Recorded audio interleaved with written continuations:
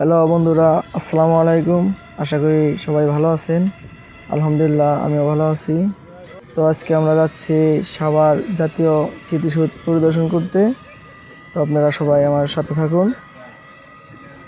তো ফাইনালি আমরা জাতীয় স্মৃতিসৌধে এসে বললাম। তো সবাই দেখতে থাকুন, আমি আপনাদের চারদিক দিয়ে ঘুরে ঘুরে দেখাবো। তো ওই সামনেই দেখা যাচ্ছে জাতীয় স্মৃতিসৌধ। তো আমি আরও আপনাদের কাছ থেকে দেখাবো, তো আপনারা আমার সাথে থাকুন।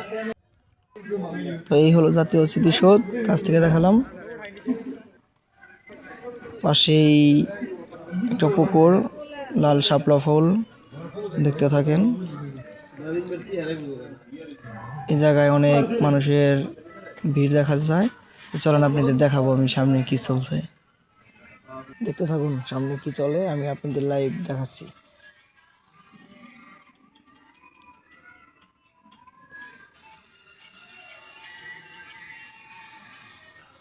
তো একজন টিকটকার মানে নিচে গিয়ে টিকটক করছে, তো তাই মানুষের চারদিকে ভিড়। তো আমরা চারদিক দিয়ে আপনাদের ঘুরে দেখাবো, তো আপনারা আমাদের সাথে থাকুন। সামনে ভাই ভাতিজা সকলেই আমরা জাতীয় স্মৃতিসৌধ ঘুরতে এসেছি। তো আমি আপনাদের আরও চারদিক দিয়ে ঘুরে দেখাবো যতটুকু পারি। তো আপনারা সবাই আমার সাথে থাকুন, দেখতে থাকুন।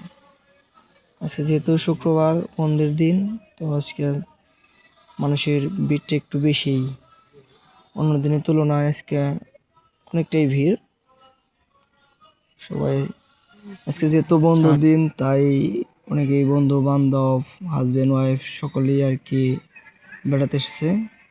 তো আপনারা দেখেন চারদিক দিয়ে অনেক মানুষের ভিড়, আপনি দেখেই বুঝতে পারছেন যে কতটা মানুষ এসেছে। এবং অনেক সুন্দর আর কি, দৃশ্যটা অনেক সুন্দর। এই ভাই আমার চাচাতো ভাই সিয়াম, ছোট ভাই রাজু। তো আমরা আরও অনেকেই দেখতে থাকুন।